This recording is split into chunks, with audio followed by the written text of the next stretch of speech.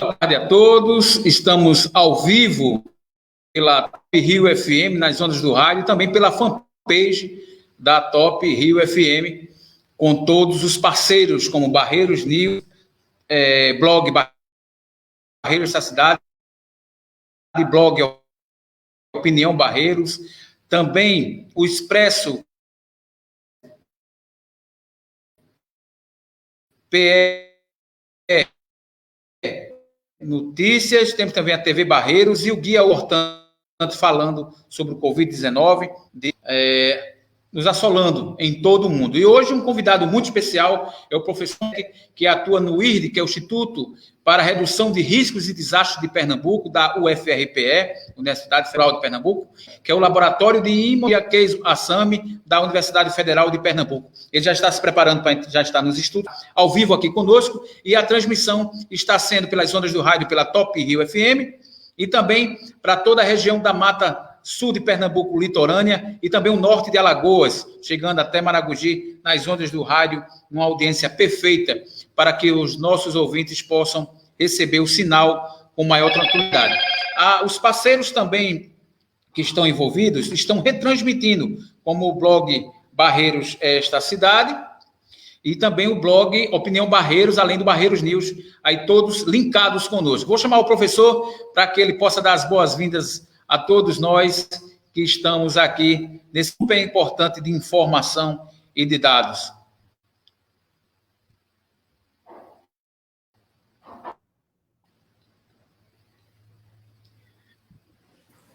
Olá, chefe Renato. Boa tarde. Aguardando o professor entrar para que a gente possa continuar firme aqui.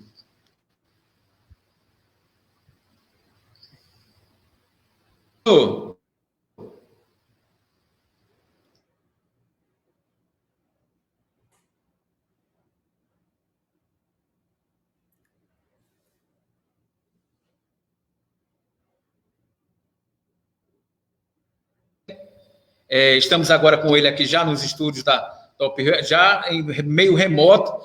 Agradecer, professor. Boa tarde. Boa tarde, chefe Renato. É um prazer poder estar aqui com vocês. Muito bom. Professor, estamos, nesse momento, retransmitindo essa entrevista pelas ondas da Top Rio FM 90.5, em toda a Mata Sul, litorânea e também o norte de Alagoas. Estamos também com parceiros como Barreiros News, Top Rio FM, né, como já falei, o blog Barreiros da Cidade, o blog Opinião Barreiros, a TV Barreiros e o Expresso PE Notícias, que estão retransmitindo essa live. Essa live, inclusive, vai ficar disponível para que as pessoas que não tiveram oportunidade de estar ao vivo agora conosco, possam estar conosco reprisando às 19 horas, nos mesmos canais. Mas, professor, seja bem-vindo.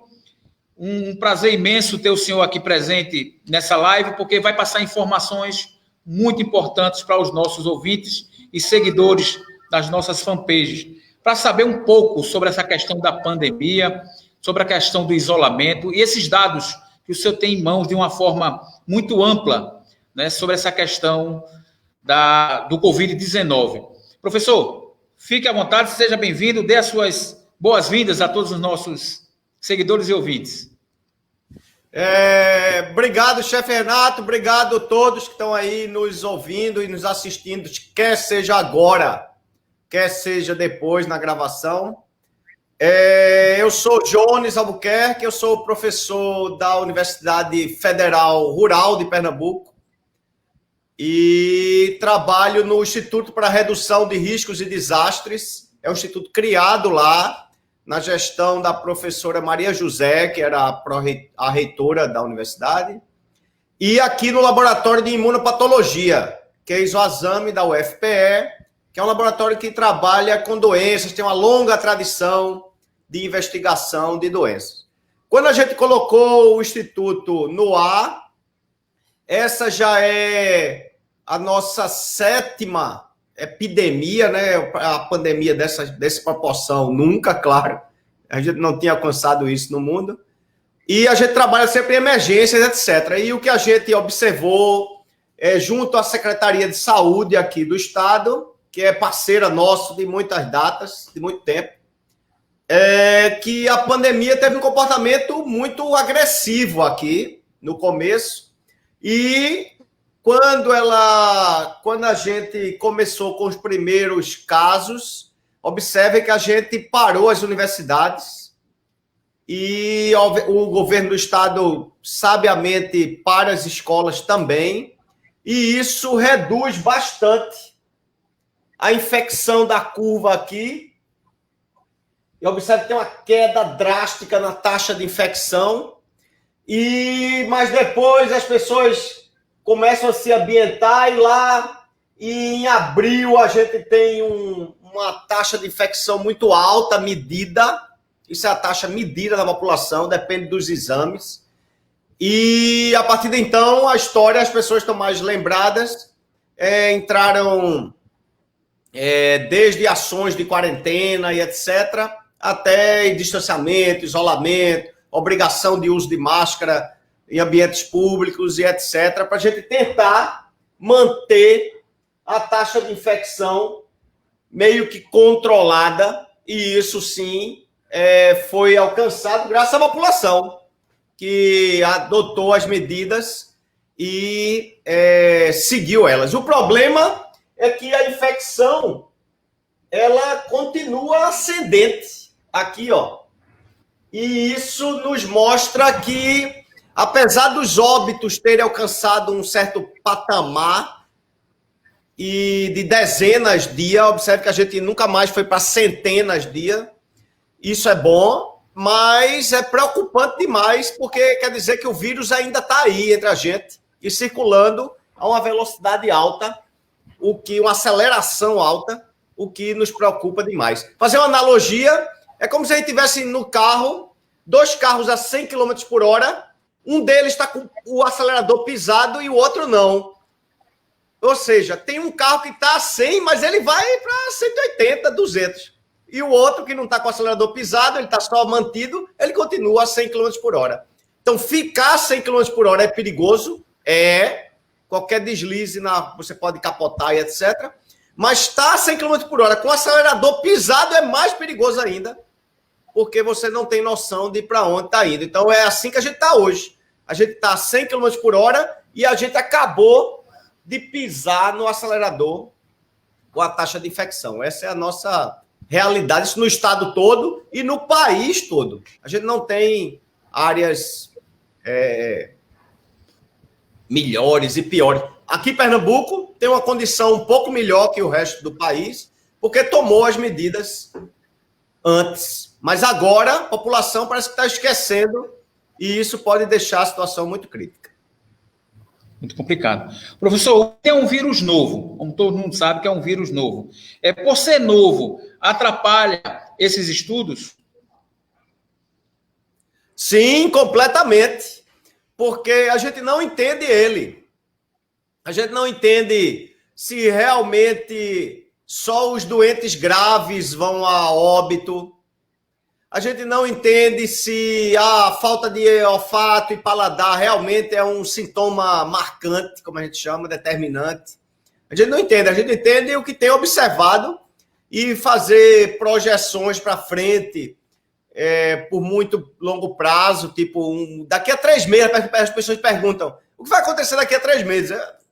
A gente não sabe, porque a gente não conhece o vírus. Esse é muito agravante. E como ele é invisível, as pessoas acham que simplesmente estão salvas, porque, não sei, tem algumas crenças, etc. Mas ele é sério, é crítico, está aí na população, e aqui no Brasil ele encontrou um nicho e uma indisciplina na população que o mantém vivo e numa taxa de aceleração muito alta. Isso é bastante preocupante. Uma pergunta, o pessoal sempre pergunta aqui sobre essa questão do isolamento priorizado num momento como esse. A gente já passou a fase, a gente também não sabe se passou a fase pior, se vai começar outra fase. É muito complicado. A cabeça da gente fica... Eu lembro que o senhor colocou em algumas entrevistas, o período de fevereiro estava tudo branquinho. Quando começou maio, ficou aquele vermelhão. Exatamente. Eu tenho ele aqui, o gráfico, eu posso até voltar ele aqui para você ter ele agora, se minha internet me ajudar aqui, só um minuto. E o que a gente observa é, o vírus quer passar. E se a gente está muito junto, ele esbarra na gente e leva a gente. Por isso que o isolamento, sim, é primordial, distanciamento é primordial. Se você não consegue se isolar em casa, você tem que sair para ir no mercado. Mantenha a distância das pessoas. Tem que ir no banco receber sua bolsa, seu auxílio quarentena. Mantenha a distância. Não precisa estar colado nas pessoas. A gente tem esse hábito aqui, que é de estar muito juntos uns dos outros. Aqui eu tenho um mapa, chefe Renato, que é esse que você menciona, que era Pernambuco. Eu vou falar até do Brasil em como um todo. Ó. Isso aqui é 25 de fevereiro. O Brasil, em 25 de fevereiro, era assim, ó. Não tinha vírus. E a gente aqui a última data, 13 de julho. Essa data, olha como a gente está hoje. Onde está escuro é onde tem a maior incidência do vírus. Então, o Brasil todo hoje, praticamente tem muito poucas localidades que ainda não foram medidos o vírus, mas praticamente todo o país está contaminado. E o pior de tudo, está mantendo aqui. Porque como a gente não se separou, o vírus está circulando, vai para uma pessoa, volta para outra, volta de novo, vem, vai. E ele não nos deixa como a gente esperaria que acontecesse. No ano de 2019, já apareciam dados do Covid. O senhor acredita que houve alguma omissão? Eu classificaria como desconhecimento. Observe que em 2019, o nome da doença, né? Covid, coronavírus, doença, que é em inglês, né? Doença provocada pelo coronavírus. Tracinho 19 é porque para indicar que foi descoberta a doença em 2019. O vírus podia estar aí já há muito tempo. Como a gente não media, a gente podia estar pensando que algumas das pneumonias que mataram as pessoas, algumas das doenças respiratórias, que a gente sempre teve doença respiratória aqui. Essa sigla que a gente vê hoje, Síndrome Respiratória Aguda Grave, CIRAG, isso já tinha isso há muito tempo. A gente podia estar classificando isso como Covid, ou podia ser Covid e a gente não classificar. Isso podia estar acontecendo sim. Omissão, não sei.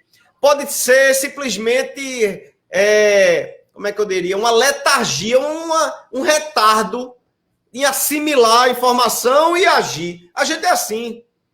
E o mundo todo, a OMS também foi assim, quando a gente observou os primeiros casos lá na China. E aí nem sabe se foi a China mesmo.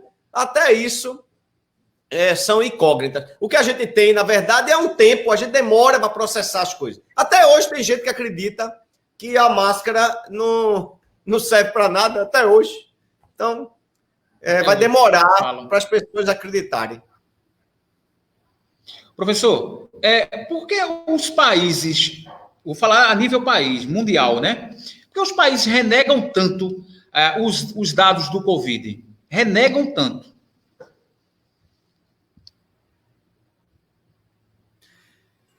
Vem dessa crença em parâmetros, descrédito nos governos, há um descrédito nos gestores, e por isso que as populações simplesmente não acreditam nos números que estão aí. A nossa adolescência e o adulto jovem, ele é muito reprimido em vários países e acha e pensa que essa é mais uma das repressões e por isso se rebelam. E a gente viu isso na França, na Alemanha, na Espanha agora. E, obviamente, esperem, a gente vai ver coisas aqui no Brasil, assim, se a gente quiser tomar medidas mais rígidas, nossos jovens vão querer se rebelar pelo simples fato de não conhecer e não acreditar na gestão governamental. Eu estou falando isso em todas as esferas. Em todas as esferas. Professor, já que a gente já falou um pouquinho para o pessoal entender que a questão é isolamento, é a pessoa se prevenir da melhor forma, que a gente vai debater mais um pouquinho, me fala um pouquinho do trabalho do LICA e também do IRD e também do stand-up que o senhor está, da questão da startup, né, que o senhor fez referente aos estudos da pandemia, porque o senhor é um especialista na área da informática. As pessoas perguntam como é que ele entrou nesse parâmetro na questão disciplinar, de matéria, de assunto, a gente vê que tudo juntou, matemática, juntou com física, juntou com tudo aí misturado. Me conta essa trajetória, professor, porque o pessoal precisa saber até onde chegou, porque agora o senhor está sendo solicitado no mundo inteiro. A gente vê o senhor em todas as páginas de jornais, graças a Deus, o seu talento faz a diferença. O senhor fala 4 idiomas. Eu estava vendo o seu currículo, até o Catalunha, né? O catalão. O senhor teve a oportunidade de estar também lá, fazendo os seus estudos. Me conta um pouco dessa trajetória, professor, para que o pessoal possa entender e a gente entrar nos outros assuntos. Eu comecei minha vida aqui, eu fiz escola técnica de telecomunicações e eletrônica, e sempre gostei dessa área, e quando eu resolvo fazer a faculdade, a universidade, eu entrei em computação, mas vivi os primeiros 3 anos dela na matemática.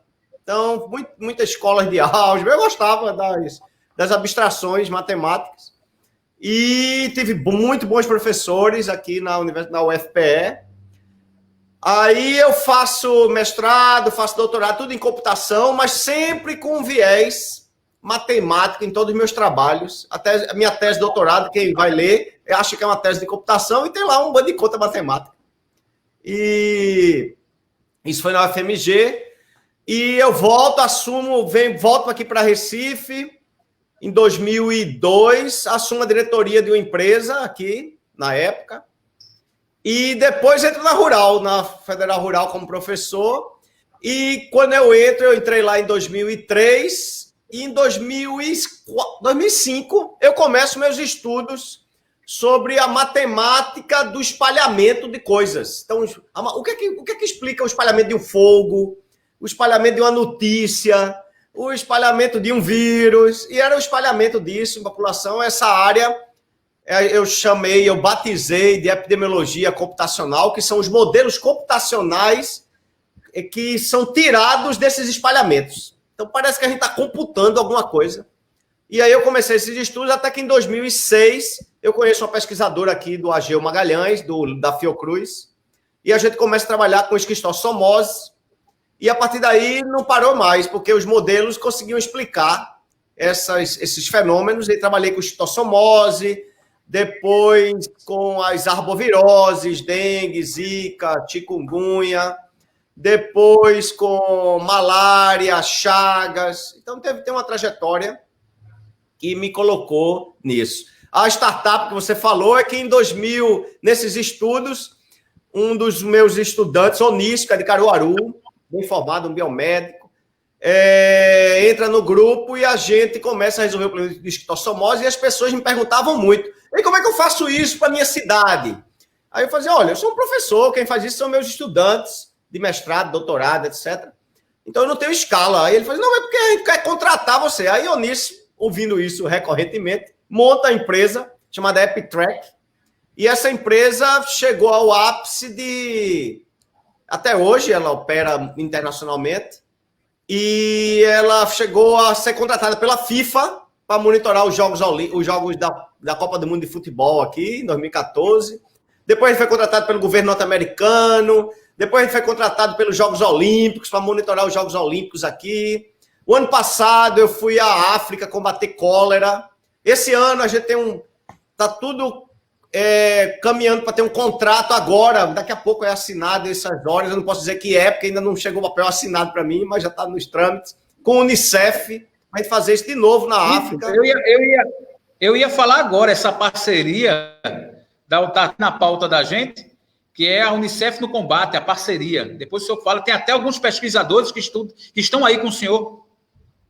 Exatamente. O chefe de saúde do Unicef Malawi, que é um país da África, o Tedla Dante, é aluno de doutorado meu aqui. Então, para você ver, o secretário de Vigilância Epidemiológica do Ministério do Malawi também é aluno de doutorado nosso aqui, no LICA.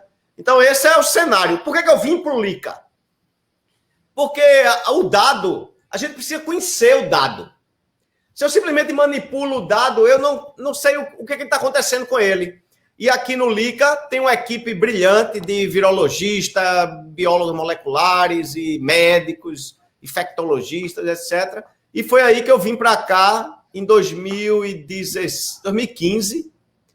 E desde então nunca mais saí e fiquei aqui como cientista com eles. E é aqui que a gente constrói essas plataformas. Mas eu cheguei a você porque essa plataforma rodou matérias no mundo e tal, e hoje a gente ajuda a Secretaria de Saúde, o governador, a Secretaria de Saúde do município e todos eles aqui. Essa é a nossa trajetória. Que coisa boa.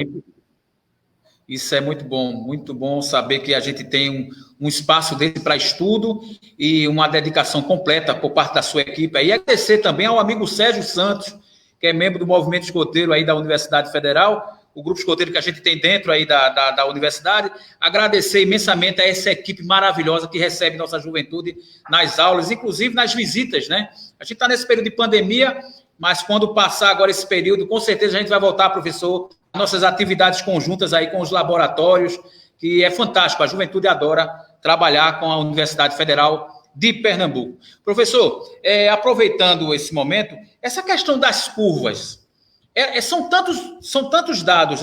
O senhor tem curvas de óbito, tem curvas referente à contaminação diária, à contaminação mensal. Todos esses dados são acoplados em uma só plataforma. Isso aí, os governantes, gestores públicos, eles ficam com esses dados em mãos para que eles possam tomar suas medidas necessárias em seus governos?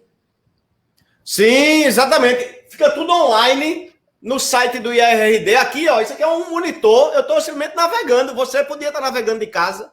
ird.org/covid-19.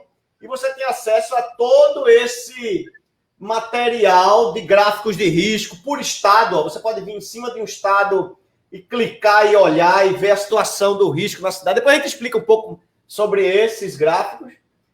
As cidades de Pernambuco, a gente monitora 22 cidades em tempo real, então a gente sabe aqui o que está acontecendo.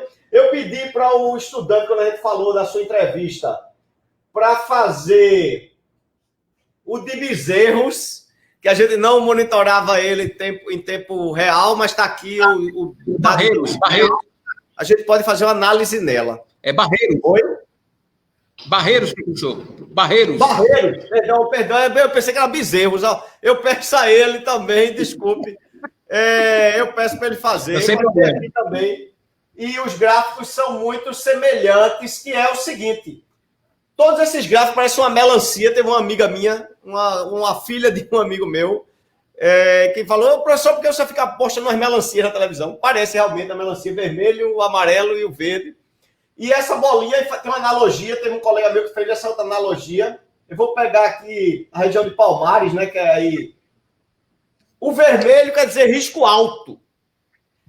Aqui, esse eixo Y, quanto mais para cima, mais infectante está o vírus. Quanto mais para cá, mais gente transmitindo o vírus tem.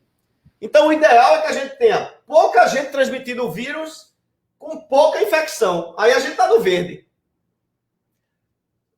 Todos os nossos gráficos estão no vermelho, que quer dizer o quê? Muita gente com vírus e com uma taxa de infecção alta. Então, a gente fica aqui no vermelho, todos eles, Palmares é um deles. Ó. E isso significa que o risco é muito alto de vir a óbito qualquer uma pessoa dessas cidades. Se a gente compara, por exemplo, eu fiz aqui uma comparação com os dados. Deixa eu ver se eu acho aqui, não tem mais. Eu matei.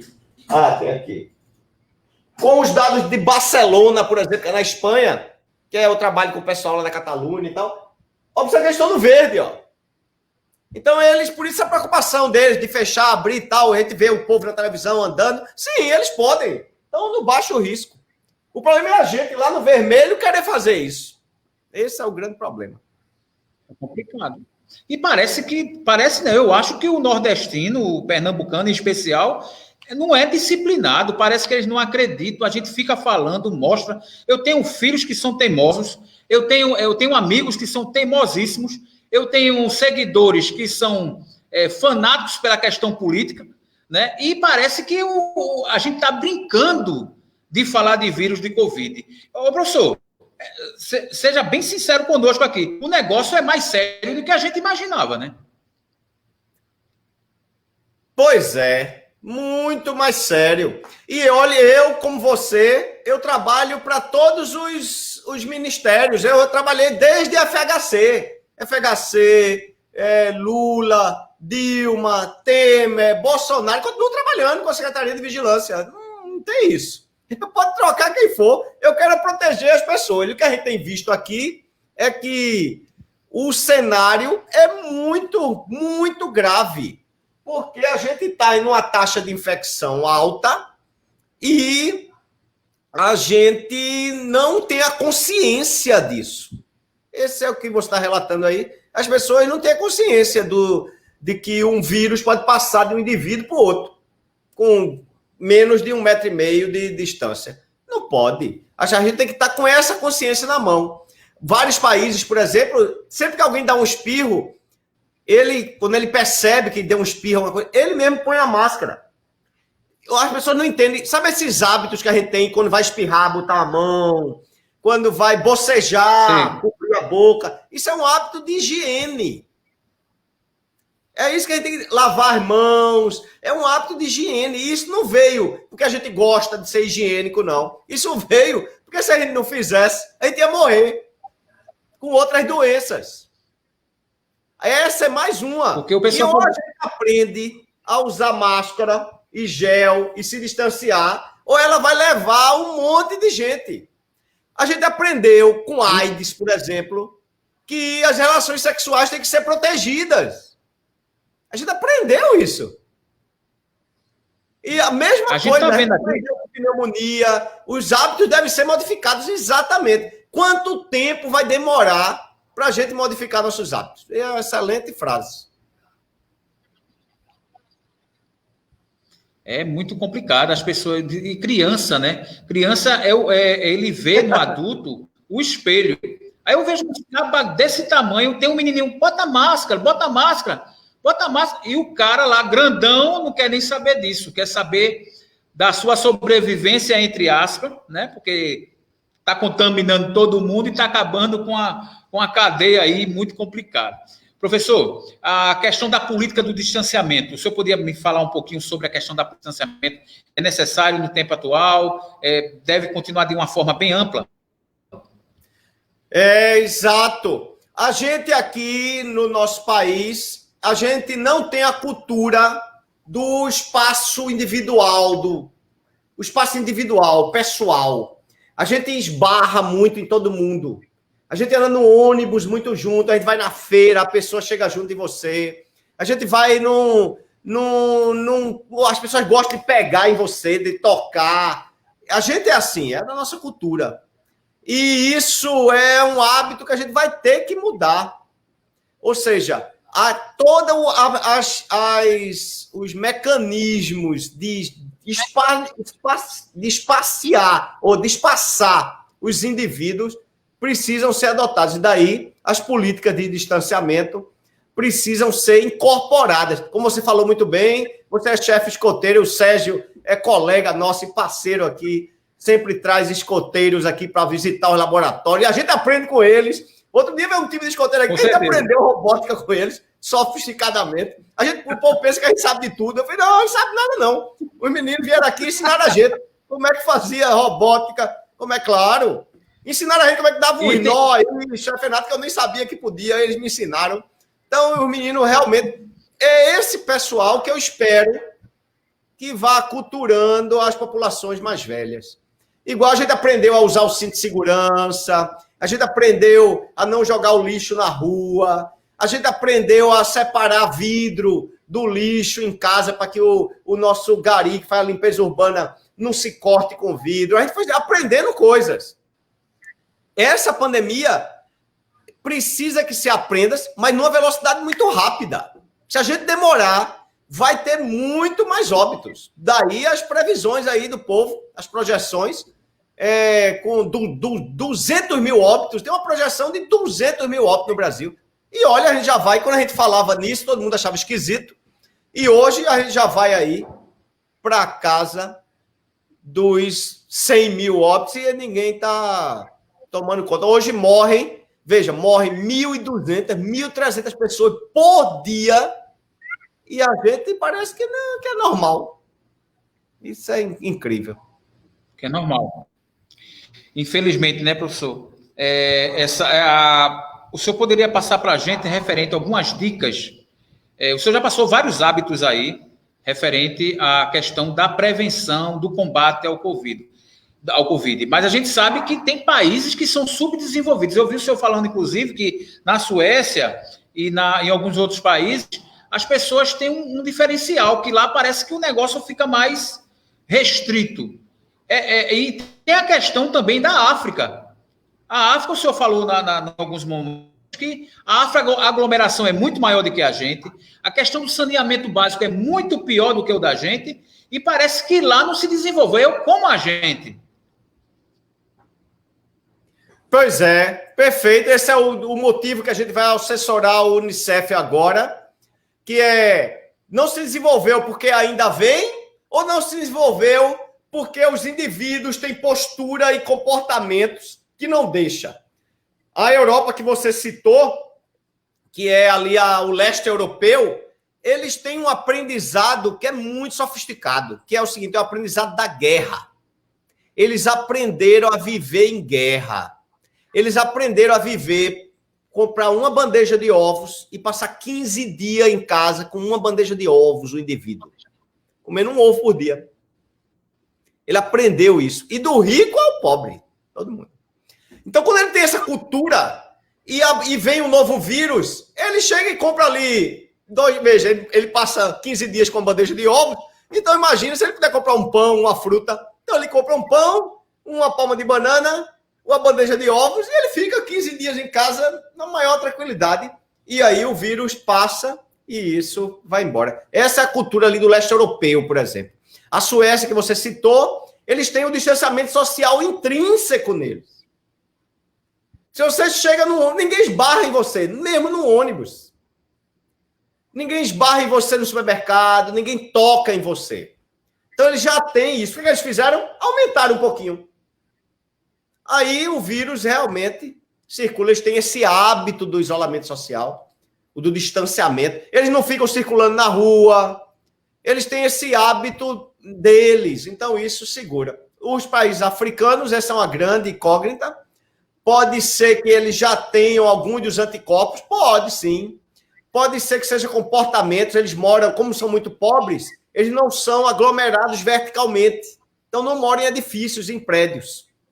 E isso realmente melhora, porque eles moram em vilas. O transporte público em alguns países na África é muito precário.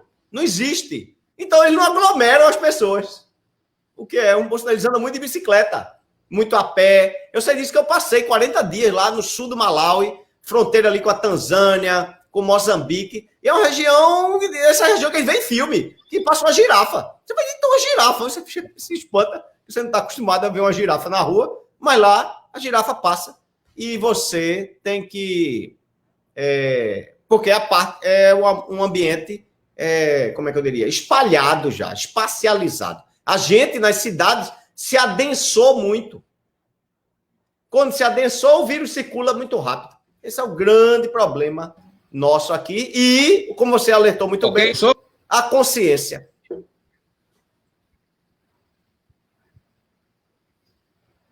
A consciência, é isso aí. A curva epidêmica e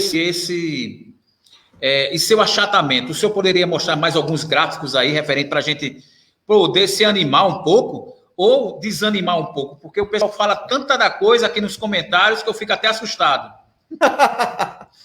Veja, a gente tem um gráfico que é muito interessante aqui, é online também no IRD. Você entra em gráficos interativos e você consegue escolher alguns deles, ó. Tem várias opções, podem brincar mesmo aqui, navegar nele. Esse aqui é um que compara número de dias desde que o país atingiu 1 caso por milhão de infectado e o número de casos por milhão com a média móvel, que a gente chama, que ficou famoso agora, a média móvel, que é você olhar os últimos 7 dias e transformar isso em uma média. E ficar olhando essa média, por isso que é móvel, porque ela é os últimos 7 dias que a gente observa. O preto é Brasil, o azul é Pernambuco. Os outros são os países europeus. Aqui, ó, a Itália, ó. Eu vou apagar e colocar a Itália aqui, ó. A Itália aqui, ó. Ela veio, teve o pico e cai desde o primeiro caso, ó. Então, observe que a gente, Pernambuco, Brasil, como a gente parou as universidades, parou as escolas, isso é um fato, verdade.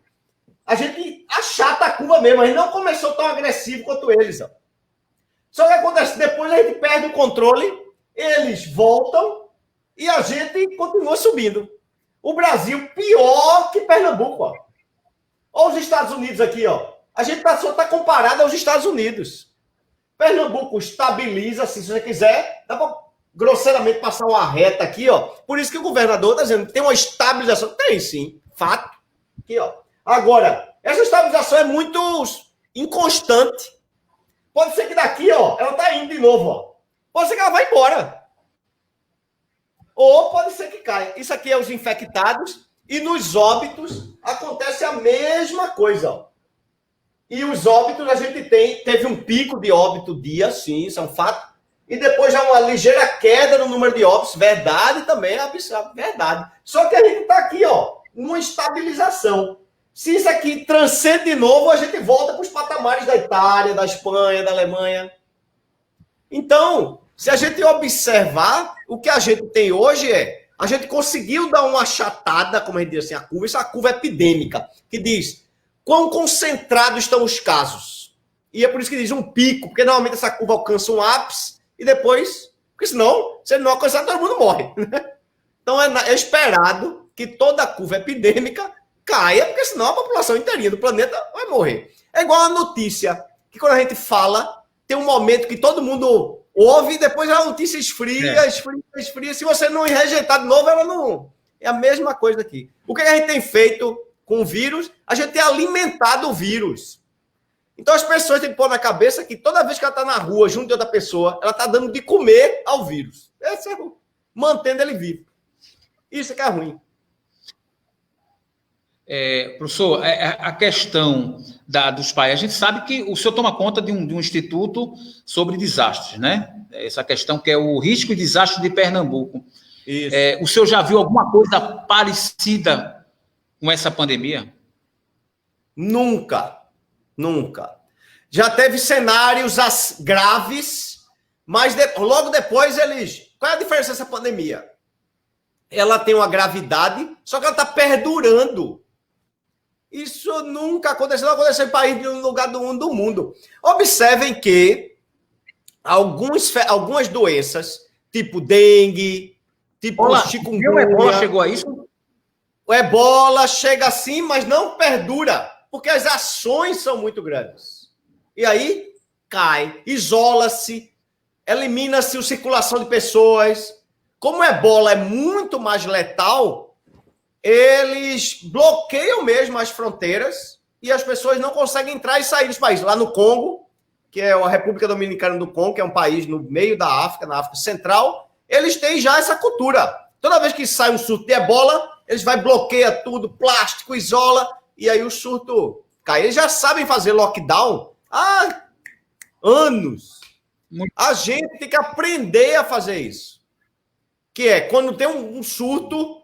a gente se isola, se remedia, álcool, máscara, o surto baixa e a gente volta à normalidade. Vem outro surto, por isso que a gente tem que estar medindo o tempo todo. As outras doenças não vão deixar de acontecer e elas continuam. Pneumonia continua matando gente. Tuberculose mata milhões por ano. E a gente convive com ela. Ninguém precisa estar trancado em casa porque tem tuberculose. Claro. E Covid é a mesma coisa. Qual é o problema de Covid? O problema de Covid é que ele, quando leva a grave, mantém o paciente por 2 ou 3 semanas na UTI. Fazendo isso, ele tira a chance das outras pessoas de se cuidarem. E elas morrem por falta de cuidado. Daí o mérito todo do governo e da Secretaria de Saúde, daqui, local de Pernambuco, de ampliar os leitos, para que as pessoas não morram mais por falta de leito. Isso hoje não tem, eu não vi notícia nenhuma, ninguém nunca falou. Inclusive agora a taxa de ocupação está abaixo, o que é abaixo do que eles esperavam, o que é bom, mas estamos em crítica. E o problema de Covid não dá para ficar vivendo com ela assim não, porque quando ela encher a UTI, mesmo que a gente tenha todo o dinheiro do mundo, não consegue comprar um leito. E vai morrer asfixiado. Essa ocupa os pulmões e você para de... Fica cansaço e não respira. Esse é o grande problema de Covid, a ocupação do leito. Esse é o grande problema, né, professor? Exato.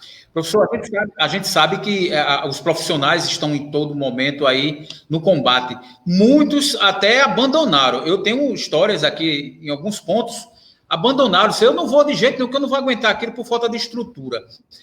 O Brasil, o senhor falou da questão dos outros países serem mais organizados em termos de cultura, de isolamento, de convivência social. Aqui a gente se agarra muito, né? Como se diz a história. Mas não estava precisando, assim, acho que os investimentos nessa área da saúde não foi um alerta geral para que os governos se preparassem. Me desculpe entrar nessa parte política, mas a gente vê isso, a omissão, e esqueceram de trabalhar para o futuro. Vem um problema desse, que seja um momento de muito aprendizado e que a gente pode se preparar de outra forma. Mas eu acredito que faltou muita coisa referente aí. Demorou muito chegar respiradores, demorou muito chegar os equipamentos, os EPIs, faltou tudo. Depois que morreu muita gente, começou a adequar o negócio de uma forma mais na questão de gestão. Como o senhor disse, é um vírus que ninguém estava conhecendo, nem sabia a movimentação dele. Mas o Brasil não deveria ter se preparado melhor para isso, não, professor? Sim, seguramente. A gente menosprezou como país, a gente menosprezou bastante o vírus e menosprezou olhar ele de perto. E aí, quando a gente decidiu que ele era sério, eu tô falando a gente em Brasil, certo? Quando a gente decidiu que ele era sério, é como você está relatando, os outros países também perceberam. E aí o que aconteceu? As empresas fornecedoras dos insumos de toda a natureza, desde leitos, respiradores, insumos para fazer exame, etc., estavam escassos. E aí a gente não conseguia nem comprar nada. Os Estados Unidos, por exemplo, o Trump, foi lá na frente e comprou milhões de kits de teste. E é tanto que hoje ele é um dos países que mais testa no mundo. A gente ainda está muito longe de testar, e por isso eu faço um apelo aqui a quem está nos ouvindo, que procure a unidade de saúde e diga, eu quero fazer um teste, é importante. Exatamente, vá atrás da sua unidade próxima, que agora não é só os graves que fazem teste. Está liberado para os demais. Então procure uma unidade, um centro, cuidado para não se aglomerar, mas faça um teste aqui, por exemplo, na região metropolitana, na CEASA, que é o nosso centro de abastecimento, tem postos de atendimento e as pessoas podem fazer o teste lá. Isso é muito importante, o teste sorológico, como a gente fala, o teste laboratorial. Esses testes rápidos não funcionam. Não funcionam. Se é só esse que tem disponível, não adianta fazer. Ele é muito... a Espanha, no começo dessa pandemia, devolveu todos os milhões de testes dele. Então, não funciona. Mas os testes que você tem acesso aos testes laboratoriais, por favor, procurem, demandem, porque é um direito seu e a gente precisa, para a gente, é muito bom saber quem está bem também. Não é, o povo diz, você faz teste quem está doente. Não, tem que fazer teste de todo mundo, porque eu quero saber, está todo mundo bem? Tá, todo mundo bem. Pronto, esse é onde a gente quer chegar.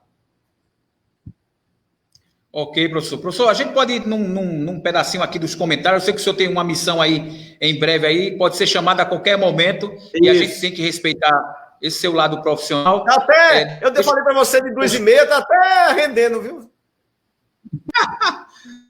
Deixa eu ver aqui. Parece uma melancia. Tem uma pessoa aqui, ó, parece uma melancia. Aqueles dados, né? Aquelas curvas, é a Ana Paula Medeiros. É muito sério mesmo. Inclusive, perdemos agora há pouco uma igreja aí. Lá, eu acho que foi o bispo de Ana Paula. Eu conheço a Ana Paula. O chefe Sérgio aqui conosco, aqui, ó. Chefe, parabéns, excelente entrevista. Vamos embora. O Sérgio aqui mais uma vez. Sérgio é uma figura, né, professor? Sérgio é uma figura, né? Muito querido. Obrigado, professor Jones Albuquerque. Ele tem trânsito livre aqui. Ele é gente finíssima. Tá só me devendo uma visita aqui, que faz 2 anos que ele veio desfilar aqui, mas ele vai chegar de novo. Sobre a pandemia causada pelo Covid-19, repassados à população. Temos aqui também... deixa eu ver aqui. Professor, a pandemia veio com o governo errado, pois muitos não obedecem por seguirem certos políticos. A gente não vai entrar nesse mérito para que a gente não possa atingir outras pessoas aí. A gente está no meio da saúde, a gente quer falar sobre a coisa. Professor, o aconselhamento, o senhor já deu vários referentes a esses aconselhamentos. O senhor teria mais algum para reforçar essa corrente de combate? E pegando um pouco ali do gancho da política ali, observe que quando você vai num dentista ou vai num médico e ele receita o remédio para você, você pergunta qual é o partido político dele. Ninguém quer saber. Vem no governo errado. Não, pouco importa o governo. A gente tem que ter a consciência. Quando você vai você está lá na mesa de cirurgia, você pergunta aí qual é o seu partido, qual é o seu time de futebol. Não, você está ali, você acredita no médico. Ponto. Então, o que é agora? A gente tem que acreditar na autoridade sanitária. As autoridades sanitárias nossas, observe que o nosso secretário André Longo, que é o secretário do Estado, hora nenhuma ele foi na TV dizer, pessoal, vá para a rua brincar que tá tudo bem. Não. Veja as falas dele. Entendam as falas dele. Tá lá, ó. Estabilizamos nos óbitos, sim. A infecção continua. Fica em casa. Veja que ele continua. O slogan do governo. Eu estava olhando hoje o Twitter do governo. Lá em cima, no Twitter do governo, aqui, ó. Deixa eu pegar aqui só para vocês verem. Vai lá logo na prática, né, professor? Aqui, ó. O governo está aqui, a capa do governo. Fica em casa. Esse é o norte. Aí você diz, mas ele tomou a medida, abriu o bar, abriu... Sim, porque tem outras dimensões essa pandemia. Vai deixar o povo morrer de fome quem está sem bar? Agora é um direito seu.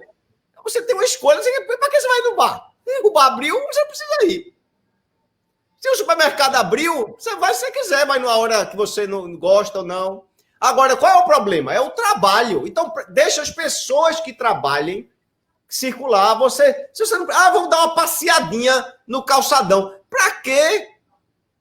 Vai passear de madrugada, de 4 horas da manhã, que não tem ninguém?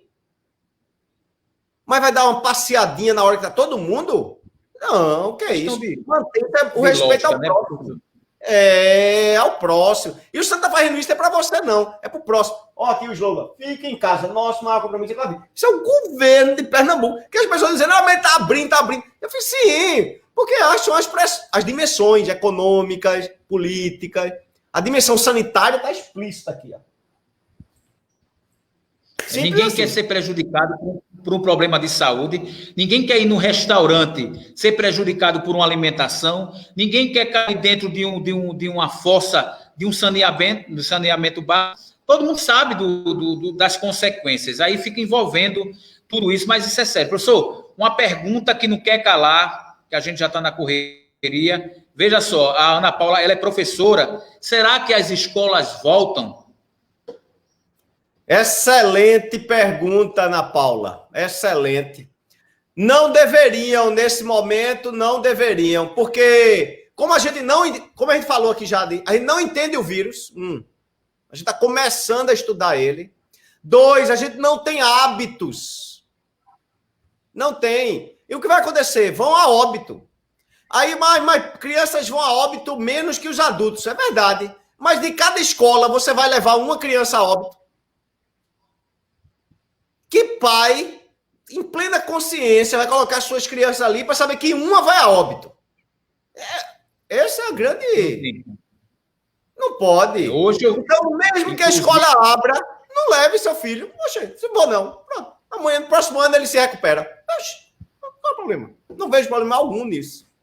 É a consciência. Ó, o que está aqui, ó. Fique em casa. Isso serve para todo mundo. Vamos salvar nossas crianças. Duvido que o chefe Renato está montando o time de escoteiro todo juntinho, dando mão. Duvido.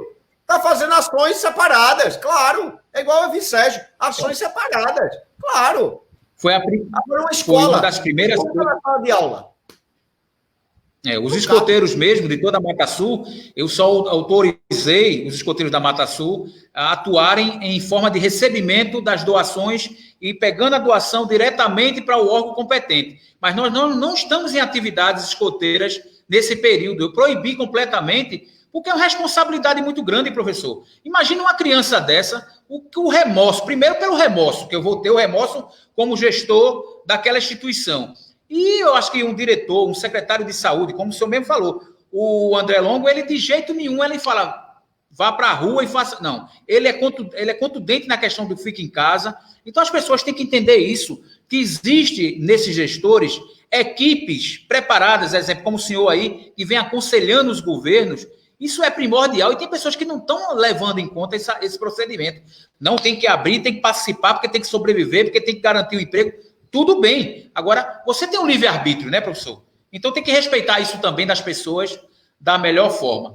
Mas eu só tenho a agradecer esse belíssimo debate que nós temos aqui. Já vai fazer já 1 hora de debate.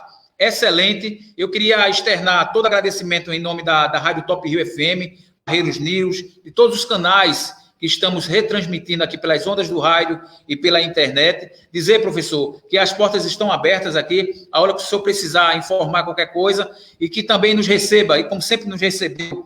Desculpe ontem o aperreio na divulgação e está incomodando o seu lazer aí, mas foi necessário algumas informações. Mas aproveitar, dizer que muito bom essa conversa, muitas pessoas online estão assistindo nesse momento, muitas perguntas, depois eu até passo para o senhor depois no privado, e dizer que é dessa forma que os meios de comunicação devem fazer, se unirem para o objetivo, que a concorrência não seja levada em conta, nem o dinheiro seja levado em conta nesse momento. Concorrência vai existir em todos os cantos. A concorrência é bom para a rádio, para a televisão, para autopeças, para a escola, para todo mundo é importante. Agora, a saúde é importante a nível mundial. E o professor veio no seu momento de segunda-feira, dia de uma missão, ele esteve aqui conosco em 1 hora, passando informações valiosíssimas. Levem em conta isso, respeitem isso, um profissional que tem uma trajetória e tem muita coisa aí para a nossa humanidade. Professor, como eu sempre digo aqui, obrigado por existir, obrigado por esse momento muito especial, porque muita gente que estava desinformada, eu acho que abriu a cabeça, foi como se fosse um machado, para abrir a cabeça dela e entrar em informações. Eu só tenho a agradecer por essa oportunidade e essa honra de receber o senhor em nossa live, dialogando com o chefe Renato. Mais uma vez, obrigado. Suas considerações finais, que a gente possa seguir com uma boa tarde. Eu que agradeço, chefe Renato, e a honra é toda minha estar aqui. Eu conheço o trabalho de vocês, por Sérgio, e pelo tempo todo. Quem nunca ouviu falar dos escoteiros aqui em Pernambuco, não vive em Pernambuco. E eu gostaria que as pessoas mantivessem sua consciência situacional, como a gente chama aqui, que é a consciência da situação da pandemia. Estamos em pandemia, ponto. O que é que eu tenho? Estamos em pandemia, mas eu preciso vender meu produto. Perfeito, vamos adequar e vamos fazer isso da melhor maneira para proteger o próximo. Essa é a grande razão. Quem está nos ouvindo, máscara, distanciamento, fique em casa o máximo que puder e, exatamente, chefe Renato, eu tenho a minha aqui também, ó.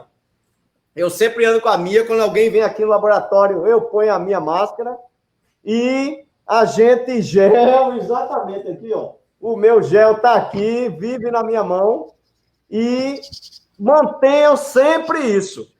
Limpando, higienizando, tirando a máscara, ó, pinçada com os dedos, ó. Nada de ficar pegando no lugar onde está respirando. E isso passa. E talvez nem passe. Talvez a gente tenha que conviver, feito convive com dengue. Mas não vai ser um trauma todo, não, desde que a gente se adeque.